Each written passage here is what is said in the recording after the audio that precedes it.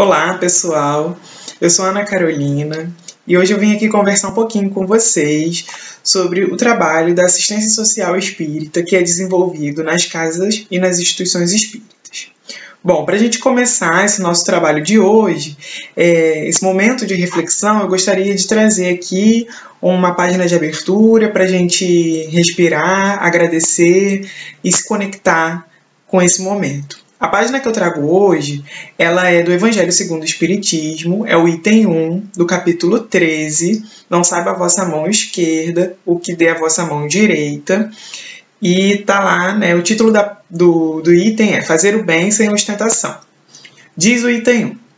Tende cuidado em não praticar as boas obras diante dos homens para serem vistas, pois, do contrário, não recebereis recompensa de vosso Pai que está nos céus. Assim, quando derdes esmola, não façais tocar a trombeta diante de vós, como fazem os hipócritas nas sinagogas e nas ruas, para serem louvados pelos homens. Digo-vos em verdade que eles já receberam sua recompensa. Quando derdes esmola, não saiba a vossa mão esquerda o que faz a vossa mão direita, a fim de que a esmola fique em segredo e vosso Pai, que vê o que se passa em segredo, vos recompensará. Mateus, capítulo 6, versículos 1 a 4. Bom, então que a gente possa ter aqui um momento de reflexão, um momento de troca, e que a gente agradeça a nossa espiritualidade amiga, a Deus, nosso Pai, a Jesus, nosso irmão tão bondoso, tão generoso com a gente, que trouxe tantos ensinamentos. Bom, pessoal, eu sou a Ana Carolina, profissionalmente sou assistente social, trabalho em uma instituição de assistência social já há alguns anos, minha área de atuação é na área de assistência social, sou trabalhadora da Casa Espírita também, frequentadora da Casa Espírita desde a minha infância, fui evangelizada, hoje eu sou evangelizadora e também atuo no trabalho assistencial da Casa Espírita. Bom, para esse momento, eu dividi a nossa conversa aqui em 3 partes. Nessa primeira parte, eu gostaria de trazer aqui para a gente pensar um pouquinho sobre a diferença entre a assistência social e o assistencialismo. Tá? A assistência, ela traz para a gente uma noção, né, de prática voltada aos mais desfavorecidos da sociedade. Né? É uma prática, uma ação ou uma prática, né, que ocorre, né, em nome, né, em prol da fé ou de alguma religião, ou até mesmo por meio de ações do Estado, né, que para tentar amenizar o conflito social, que sejam voltadas para esse objetivo, para amenizar um pouco das desigualdades sociais. Bom, essa noção de assistência, ela traz para a gente, né, uma reflexão. Por mais que seja, né, uma ação praticada com o melhor das intenções, ela traz uma noção de que o assistido, no caso, né, a pessoa, o beneficiado com a ação, ele não tenha qualquer possibilidade de reclamação. Então, ela traz essa noção da gratidão, né, e que o assistido, a pessoa que recebeu aquela assistência, aquela ação de assistência, ela não tenha nenhuma possibilidade de reclamação, né, de pleitear, de demandar qualquer outra coisa. Ela recebeu aquilo e pronto, e ela tem que ser muito agradecida por aquilo. Bom, essa noção, né, de gratidão, ela é potencializada principalmente nas ações de assistencialismo. O que vai diferenciar a assistência do assistencialismo? O assistencialismo, como eu falei, ele potencializa essa noção de gratidão e transforma essa gratidão numa moeda de troca por algum serviço, por algum benefício, por algum, enfim, né, por algum produto ou por outras questões inúmeras. Vou dar um exemplo aqui. Quando a gente tem um período de eleições, infelizmente ainda é uma prática muito real na nossa sociedade, né, a troca de votos por recursos materiais, bolsas, valores em dinheiro, quantias, né, enfim, de algum tipo de serviço, dentadura, enfim, né, qualquer tipo de recurso material em troca do voto, né? É o tal do vender o voto, enfim, né? Então a pessoa se compromete com aquele determinado candidato, né? E troca o seu voto, né? Ela não tem escolha, ela vai votar naquela pessoa em troca de alguma coisa, né? De algum recurso para ela. Essa é uma prática muito recorrente ainda, infelizmente, e que caracteriza, né? Mais caracteriza, então, essa prática que é muito conhecida, que é o assistencialismo. Então, no assistencialismo, essa noção de gratidão, ela se transforma, ela se potencializa, né? Na assistência, o beneficiado ele só tem a gratidão, ele só pode agradecer porque aquilo ali foi o que ele recebeu e acabou. No assistencialismo, a gratidão ela se torna uma moeda de troca, como eu falei. E aí ele precisa agradecer profundamente a ponto de trocar, né, a sua gratidão por algum tipo de serviço em prol de receber alguma coisa. Essa noção de assistência e assistencialismo, elas caminharam juntas durante muito tempo na nossa sociedade, ainda hoje existem, né, e elas excluem de todas as maneiras, né, a noção de direito. Tanto na assistência quanto no assistencialismo, não existe a noção de direito. O que existe é a noção de subalternidade, a hierarquia, né? Alguém, o benfeitor, né, detém o poder e beneficia, no caso, né, o assistido, lá, o beneficiado com aquele recurso, enfim. Não tem critério de seleção, não tem critério de elegibilidade, né? Ninguém entende por que umas pessoas conseguem e outras não. Quando se trata de valores, né, principalmente, algumas pessoas reclamam, mas eu recebi tal quantia e fulano recebeu tal quantia. Não, a gente não sabe, porque não tem critério de direito, não tem critério de seleção, não tem nenhuma transparência nesse processo. Fica muito a cargo do benfeitor, do detentor do poder. Bom, já quando a gente fala em assistência social, a gente está falando de uma política social garantida pela nossa Constituição Federal de 1988, prevista, né, resultado de muita luta da nossa sociedade, dos movimentos sociais, para que se tornasse uma política social e um direito de cidadania e dever do Estado. Sendo dever do Estado, né, quando eu digo Estado no sentido de nação, de todas as esferas do governo, né, seja federal, estadual, municipal, o Estado ele é o responsável por criar, né, programas, serviços de assistência social para todas as pessoas. Ela tem um caráter universal, ela não é contributiva, ou seja, eu não preciso contribuir para a assistência para ter direito a utilizá-la. Assim também como ela é universal, então ela é para todas as pessoas. Então não tem critério de elegibilidade, uns podem, outros não. Infelizmente, o que a gente tem hoje na nossa realidade social são programas de renda que parecem que se resumiram aos programas de assistência social, mas a assistência social é muito mais do que isso, não é só programa de transferência de renda. E aí as pessoas acabam por confundir, né? E aí acham que a assistência social é só para quem realmente tem corte de renda ou que tem alguma limitação financeira, enfim, não é só isso. A gente tem inúmeros serviços, tá, no dispositivo da assistência social. No caso, na esfera municipal, né, que é a mais próxima da nossa realidade, todo bairro vai ter um centro de referência da assistência social e um centro especializado de referência da assistência social. Também. O centro especializado ele vai atender populações mais vulneráveis, população em situação de rua, crianças em situação de violência, idosos, mulheres vítimas de violência, enfim. A assistência social, o centro de referência da assistência social, ele é para todas as pessoas, ele atende as famílias daquela localidade de um modo geral, tá bom?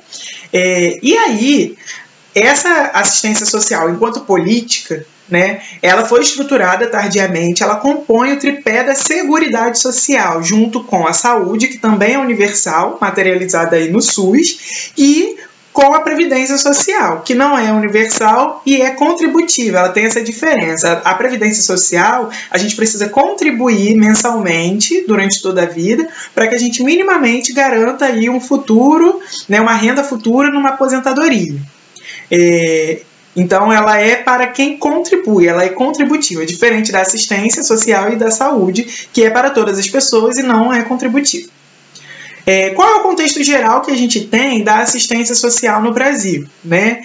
Principalmente a partir da década de 80, a gente tem, então, né, um crescimento exponencial, né, das desigualdades sociais. Desigualdades sempre existiram, né, mas a gente tem épocas na nossa sociedade onde as diferenças elas ficam mais exorbitantes, né? Por exemplo, a gente viveu agora, no ano de 2020, a pandemia, a gente ainda está vivendo, né, o contexto pandêmico, onde as diferenças elas tiveram assim uma visibilidade muito grande, né? A gente vê aí pessoas morrendo de fome, de frio, sem um local digno de moradia, né? A falta de humanidade mesmo.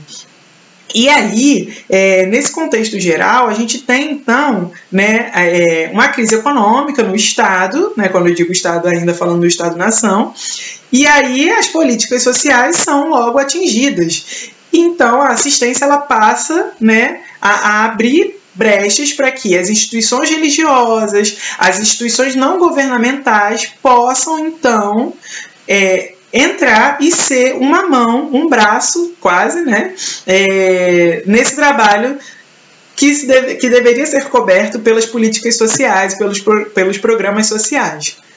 E aí, então, as instituições religiosas, elas devem servir como um complemento, como um serviço complementar, e não como um serviço essencial executor das políticas de assistência social. Tá? Não é errado que uma instituição religiosa cumpra, né, com ações de assistência social, mas a gente não pode achar que ela é o serviço essencial, o serviço principal, porque o serviço principal ele deve vir de responsabilidade do Estado. Bom, dito isso, a gente tem hoje uma população enorme de pessoas desprotegidas pela assistência social e que vivem à mercê da caridade e dos benefícios concedidos pelas instituições religiosas. Percebam que eu não estou falando aqui somente da Casa Espírita, estou falando de, né, instituições de uma maneira geral. Né, a gente tem muitas instituições que praticam esse serviço assistencial. A gente vai se debruçar um pouquinho mais sobre a Casa Espírita, que é esse lugar de onde a gente fala, mas a gente não pode esquecer que os nossos irmãos de outras religiões também realizam esse tipo de atividade. E que também é muito importante. Bom, quando a gente fala em caridade, né, é sempre interessante a gente relembrar lá no Livro dos Espíritos, né, buscar principalmente em Kardec, né, qual é o verdadeiro sentido da caridade. Mas antes disso, né, quando a gente fala em Kardec, principalmente, lá no Livro dos Espíritos, na questão 806, Kardec pergunta sobre as desigualdades sociais, se isso é coisa de Deus, né, se enfim, né, se a gente precisa realmente aceitar, porque é uma questão divina. E aí os espíritos são bastante enfáticos, eles dizem que não é obra de Deus, é obra dos homens. E aí o que a gente pode entender disso? Sendo obra dos homens, a gente percebe que não é algo natural. Se não é algo natural, se Deus é tão bom e justo a ponto de permitir que as desigualdades aconteçam para que a gente tenha a oportunidade do crescimento, né, do crescimento moral, do crescimento intelectual, do nosso desenvolvimento de coletividade, então a gente precisa superar essas desigualdades sociais. O progresso ele vai ser encaminhado na superação dessas diferenças, né? E aí, ainda lá no Livro dos Espíritos, né, na questão 880, Kardec pergunta qual é o primeiro de todos os direitos do homem. E os espíritos também são bastante assertivos na sua resposta. Eles falam que é o de viver. E aí eles complementam, né? Por isso é que ninguém tem o direito de atentar contra a vida do seu semelhante, nem de fazer o que quer que possa comprometer-lhe a existência corporal. E aí quando a gente fala de atentar, né, contra a vida do outro, contra a vida do semelhante, a gente está falando de todos os sentidos, não é só no sentido na relação entre eu e a outra pessoa, né, por exemplo, um assassinato ou um homicídio, não, de um crime, né, mais violento. A gente está falando de negar recursos, negar comida, negar assistência, né, negar ajuda, negar caridade, né, negar, por exemplo, recursos da área da saúde para que as pessoas se cuidem, negar, né, enfim, tudo que se possa prover a sobrevivência daquela pessoa, daquela família, né? Enfim. E aí, qual é o sentido, o verdadeiro sentido, né, da caridade para o cristianismo? Aí a gente volta lá, né, em Jesus, né? A assistência social, ela sempre foi uma prática milenar, né? E aí, com o advento do cristianismo, ela potencializou. Porque a gente teve o nosso maior exemplo que a gente tem hoje, que é Jesus, que praticava, né, a caridade em todos os lugares, com todas as pessoas, sem fazer diferenciação, sem fazer critérios de seleção, né? E enfim, um espírito muito generoso. E aí, qual é o verdadeiro sentido da caridade, então, nesse entendimento de Jesus? Está lá na questão 886 do Livro dos Espíritos. A benevolência para com todos, a indulgência para as imperfeições dos outros e o perdão das ofensas. Só isso tudo é o resumo da caridade, né? Do verdadeiro sentido da caridade. E aí, também uma outra coisa interessante da gente pensar o que é esse ato de dar esmolas? O ato de dar esmolas significa dar as sobras, né? E aí, quando a gente fala de dar esmolas ou de doar algo, sempre a gente se remete muito à questão material, né? A necessidade material e a doação material. Mas a caridade, ela é muito maior do que isso, né? A doação, ela pode ser muito mais do que isso, e muitas vezes a pessoa precisa muito mais do que isso, realmente, né? Não só da doação material. E aí, tá lá na questão 573 do Livro dos Espíritos ainda, né, quando Kardec pergunta em que consiste a missão dos espíritos encarnados. E aí os espíritos respondem, em instruir os homens, em lhes auxiliar o progresso, em lhes melhorar as instituições por meios diretos e materiais. Essa resposta traz pra gente uma noção de compromisso social. É uma noção de que todos nós temos a nossa parcela de responsabilidade nessa coletividade que a gente vive. Então, progredir significa, né, que não só eu possa crescer, mas que os meus irmãos, os meus pares também possam crescer. E que se eu tenho meios de prover isso, que eu possa ser colaborativo, que eu possa contribuir para que os meus irmãos também cresçam, para que eles também vençam. Né? E aí, quando a gente fala, né, desse sentido da caridade, chegando já na parte da assistência social espírita, né, do trabalho que a gente desenvolve na casa espírita, uma coisa que a gente precisa ter em mente sempre a caridade, ela é uma virtude relacional. Ela acontece na relação com o outro. Perdoar, né, a ofensa requer uma relação com o outro. Ter indulgência requer uma relação com o outro, né? Então, assim, ela só se efetiva, uma atitude que só se efetiva na ação, na prática, na relação, né, na vida em sociedade, na vida coletiva, não é só no discurso, né? E aí a gente se questiona, quem é o trabalhador da casa espírita, não, além da casa espírita, né? Mas quem é ou quem pode ser o trabalhador da assistência social espírita? Todos nós. Basta que a gente esteja motivado, implicado, né, disposto, né, a novas perspectivas de trabalho, a novas perspectivas de olhar a vida, porque esse trabalho traz para a gente novos olhares, novas reflexões, novas oportunidades de trabalho e também novas oportunidades de estar no mundo, porque a gente passa a perceber tantas coisas, a conhecer tantas pessoas, tantas histórias, tantas vivências, né, que a gente se surpreende. A cada dia, a cada vez, a cada trabalho, é uma grande surpresa, é um novo trabalho, é um novo serviço que se inicia. Bom, e aí, quanto mais conscientes a gente tiver, né, desse sentido da verdadeira caridade, do nosso verdadeiro papel nessa vida, né, melhor a gente cumprirá essa nossa missão, esse nosso compromisso social. E aí, quando a gente pensa, né, a quem se destina esse trabalho da assistência social espírita, também é para todos nós. Assim como está lá na nossa Constituição Federal, né, que a assistência social é uma política social que compõe o tripé da Seguridade Social, destinada a quem dela necessitar, ou seja, ela não coloca, né, critérios de elegibilidade, de seleção. A assistência social espírita, ela também é para todos nós. Ela não é somente para quem necessita do recurso material. Ela também é para a pessoa que se dispõe a trabalhar nesse serviço. Todos nós, né, somos usuários da casa espírita e dos serviços que a casa espírita oferece. E aí a gente às vezes chama de assistido, mas assistido somos todos nós. E a noção de assistido, ela isenta, na verdade, ela ausenta, posso dizer assim, a noção de que aquele sujeito é um sujeito de direito. Então, quando a gente fala de usuário, assim como nós somos usuários do serviço de saúde, assim como nós somos usuários do serviço de assistência social, das políticas de assistência social, dos programas de transferência de renda, nós também somos usuários da casa espírita e dos serviços que ela nos oferece. Essa noção de usuários, ela reforça a noção de direito, a noção de amor ao próximo, né, de equidade, de olhar, de empatia, de olhar para o outro, de se colocar no lugar do outro também.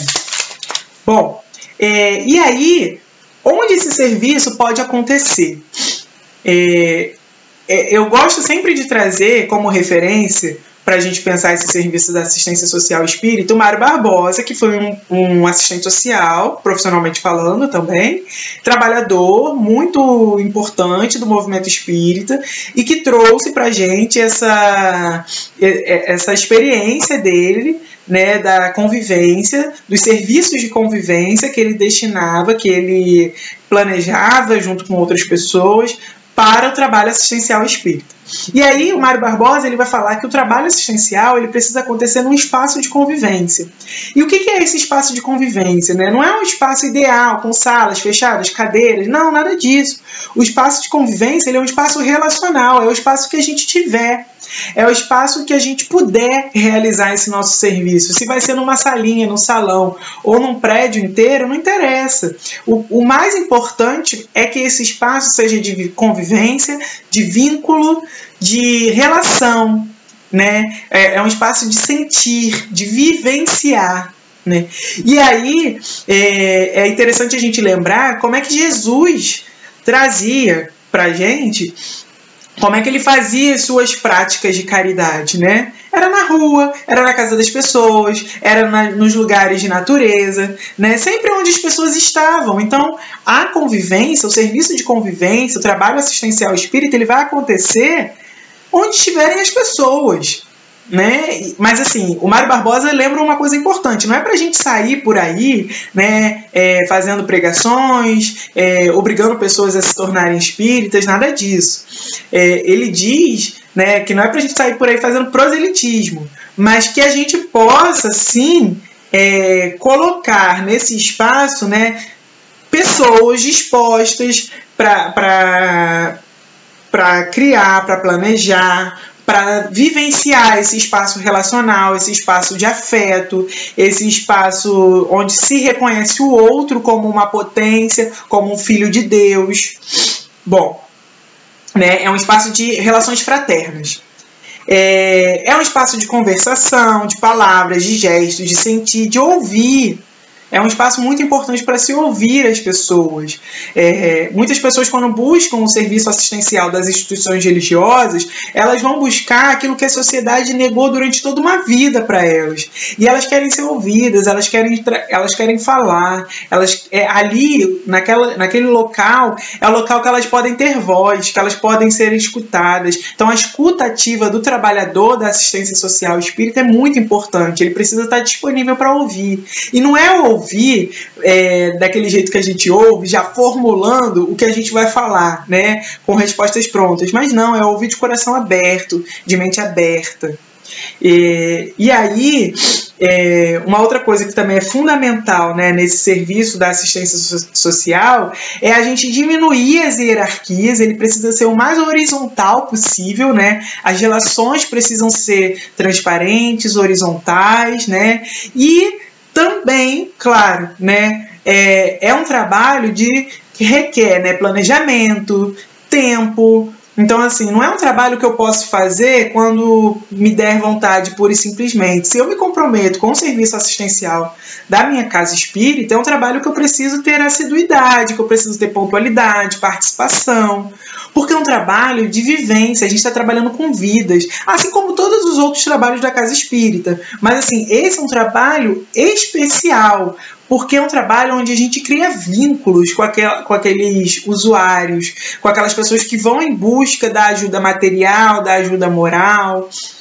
Então é um trabalho que requer doação nossa, uma doação de tempo, uma doação de espaço, uma doação de escuta, enfim, uma doação enorme que a gente precisa fazer, né? E aí esse trabalho ele é tão importante, né? Esse vínculo ele é tão importante que os próprios usuários do trabalho assistencial espírita, eles perguntam pela gente, eles perguntam quando a pessoa falta, né? Eles se dão conta.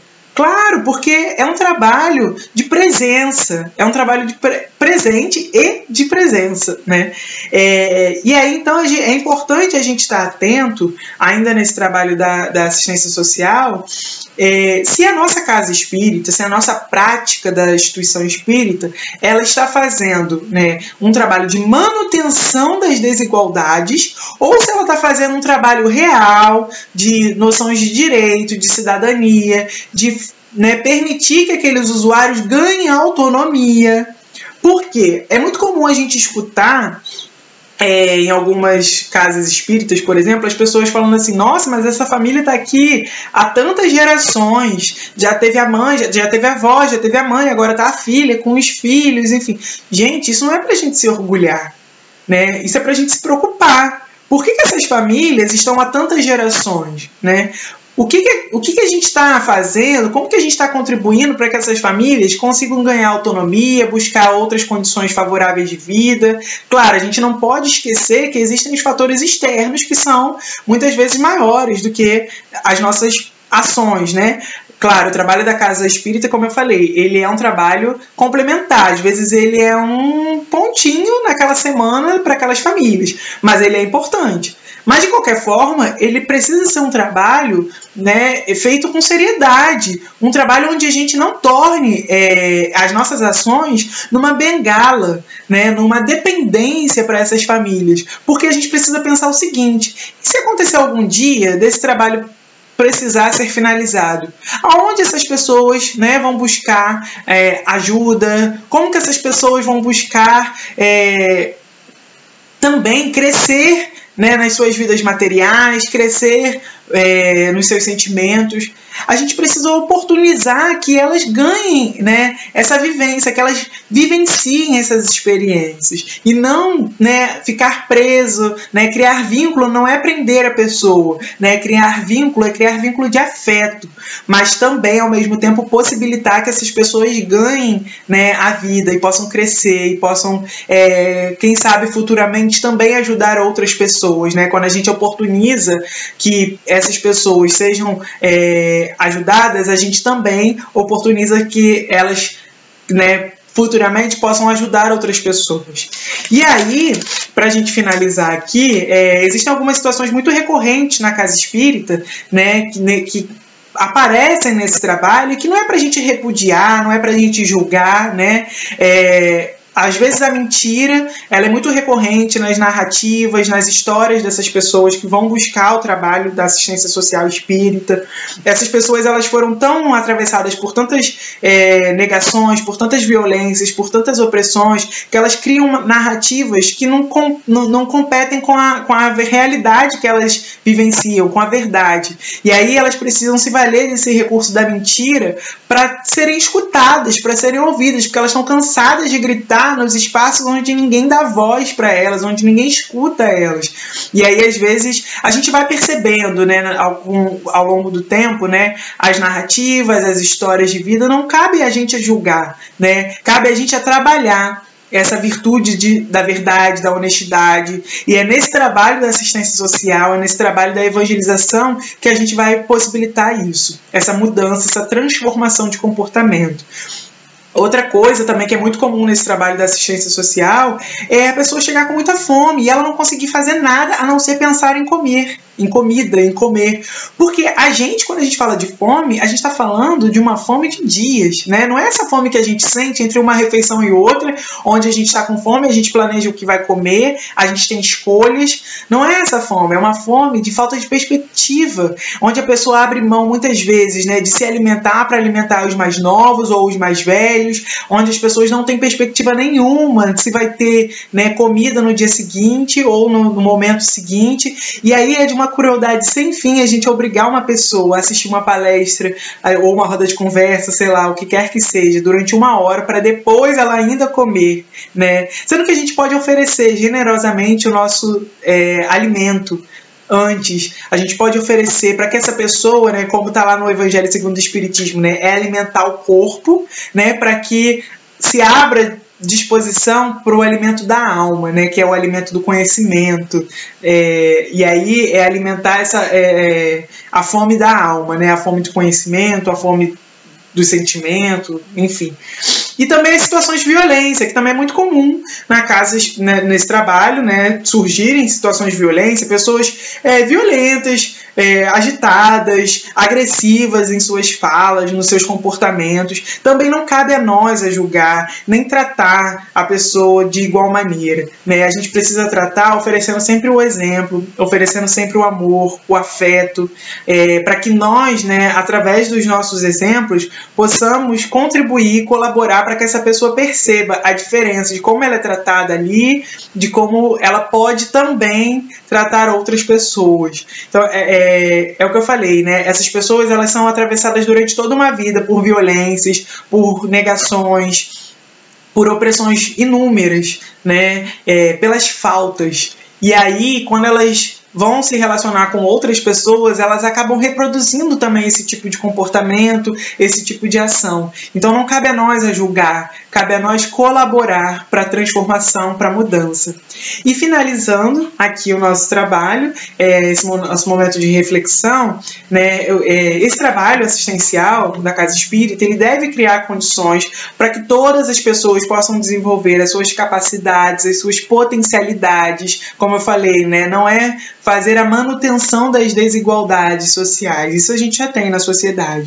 É a gente trabalhar para que esse sujeito, para que esse usuário do serviço, ele ganhe autonomia, para que ele possa buscar também ajudar outras pessoas, colaborar também com seus pares, né? É fazer com que todos e todas, né, sejam trabalhadores, usuários, percebam aí a capacidade de transformação, de bem viver, né, de viver bem. E, finalizando, esse trabalho, ele é tão importante, ele é tão fundamental, né, não só na dimensão do sustento do corpo, né, porque ele também possibilita trabalhar, né, se desenvolver pelo trabalho e pela educação, né, porque a gente evolui, né, o espírito evolui tanto pelo trabalho quanto pela educação, né, pelo trabalho porque ele amplia a inteligência, porque ele cria as oportunidades, ele abre portas para o crescimento das verdades morais, e pela educação, porque ele permite, né, que a gente reveja os nossos próprios atos, que a gente possa criar novos hábitos e novos caracteres e novas, enfim, formas de viver a vida.